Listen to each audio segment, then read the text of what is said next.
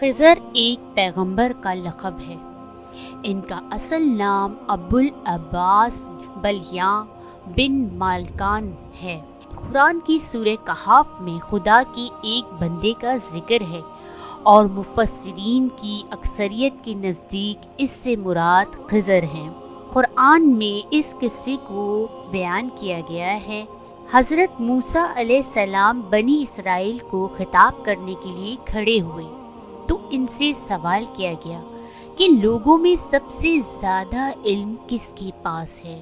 حضرت موسیٰ علیہ السلام نے فرمایا میرے پاس۔ تو اللہ تعالیٰ نے ان پر عتاب کیا کہ علم کو اللہ کی طرف منسوب کیوں نہیں کیا؟ چنانچہ اللہ تعالیٰ نے وحی بھیجی کہ بحرین جہاں دو دریا ملتے ہیں وہاں میرے بندوں میں سے ایک بندہ ایسا ہے جس کے پاس آپ سے زیادہ علم ہے۔ موسیٰ علیہ السلام نے عرض کیا اے رب میں کس طرح اس کے پاس پہنچوں گا؟ اللہ تعالیٰ نے فرمایا زنبیل میں ایک مچھلی رکھ کر چل دو، جہاں وہ کھو جائے گی وہیں وہ شخص آپ کو ملے گا۔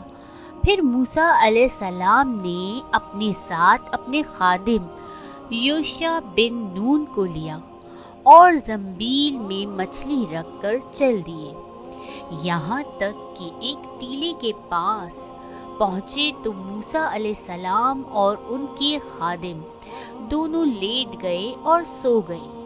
مچھلی زنبیل میں کودنے لگی یہاں تک کہ نکل کر دریا میں گر گئی۔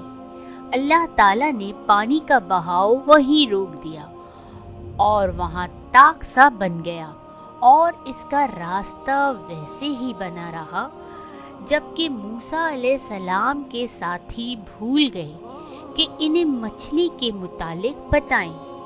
صبح ہوئی تو موسیٰ علیہ السلام نے اپنے ساتھی سے کھانا طلب کیا اور فرمایا کہ اس سفر میں ہمیں بہت تھکن ہوئی ہے۔ راوی کہتے ہیں کہ موسیٰ علیہ السلام اسی وقت تھکے جب اس جگہ سے تجاوز کیا جس کے متعلق حکم دیا گیا تھا، کہ ان کے ساتھی نے کہا دیکھیے جب ہم ٹیلے پر ٹھہرے تو میں مچھلی بھول گیا تھا اور یقیناً یہ شیطان ہی کا کام ہے کہ مجھے بھلا دیا کہ میں آپ سے اس کا تذکرہ کروں کہ اس نے عجیب طریقے سے دریا کا راستہ اختیار کیا۔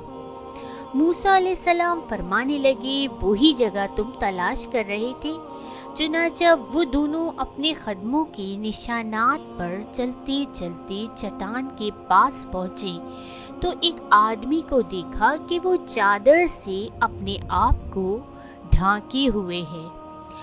حضرت موسیٰ علیہ السلام نے انہیں سلام کیا۔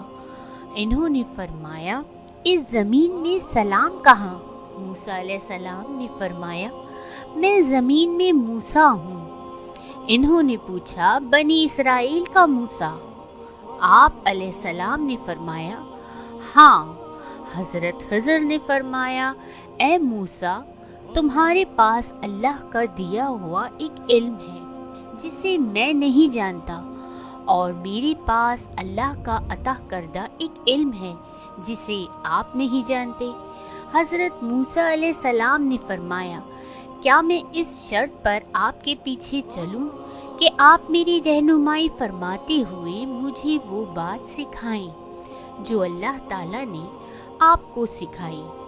حضرت خضر نے فرمایا آپ صبر نہیں کر سکیں گے، اور اس چیز پر کیسے صبر کر سکیں گے جس کا آپ کی عقل نے احاطہ نہیں کیا؟ حضرت موسیٰ علیہ السلام نے فرمایا ان قریب آپ مجھے صبر کرنے والا پائیں گے اور میں آپ کی حکم عدولی نہیں کروں گا۔ حضرت خضر نے فرمایا اگر میری پیروی کرنا ہی چاہتے ہو تو جب تک کوئی بات میں خود نہ بیان کروں آپ مجھ سے نہیں پوچھیں گے۔ حضرت موسیٰ علیہ السلام نے فرمایا ٹھیک ہے۔ پھر حضرت موسیٰ علیہ السلام اور حضرت خضر دونوں ساحل پر چل رہے تھے کہ ایک کشتی ان کے پاس سے گزری۔ انہوں نے کہا کہ ہمیں بھی سوار کر لو انہوں نے خضر علیہ السلام کو پہچان لیا اور بغیر کرائے کے دونوں کو بٹھا لیا۔ حضرت خضر علیہ السلام نے اس کشتی کا تختہ اکھاڑ دیا۔ حضرت موسیٰ علیہ السلام بول پڑے کہ آپ نے کشتی کو توڑ دیا تاکہ یہ کشتی والے غرق ہو جائیں۔ آپ نے بڑا عجیب کام کیا ہے۔ حضرت خضر علیہ السلام نے فرمایا، اے موسیٰ، کیا میں نے تمہیں نہیں کہا تھا کہ تم میرے ساتھ رہ کر صبر نہیں کر سکو گی؟ حضرت موسیٰ علیہ السلام نے فرمایا، جو بات میں بھول گیا ہوں آپ اس پر میرا مواخذہ نہ کریں اور مجھے تنگی میں نہ ڈالیں۔ پھر وہ کشتی پر سے اتر کر ابھی ساحل پر چل رہے تھے کہ ایک بچہ بچوں کے ساتھ کھیل رہا تھا۔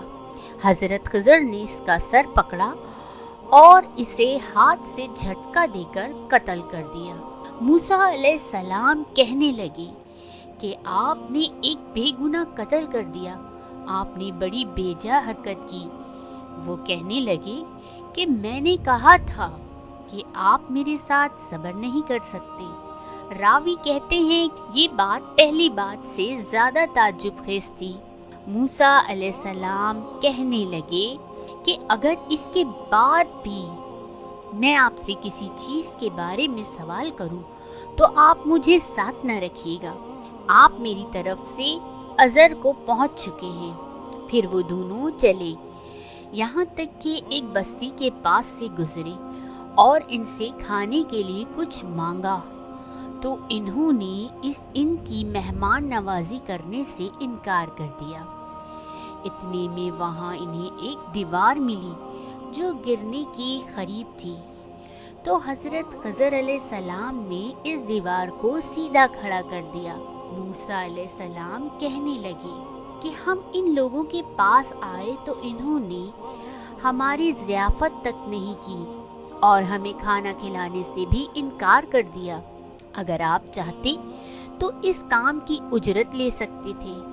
حضرت خضر علیہ السلام نے فرمایا کہ بس اب یہ وقت ہماری اور آپ کی جدائی کا ہے، میں آپ کو ان چیزوں کی حقیقت بتا دیتا ہوں جن پر آپ صبر نہیں کر سکے۔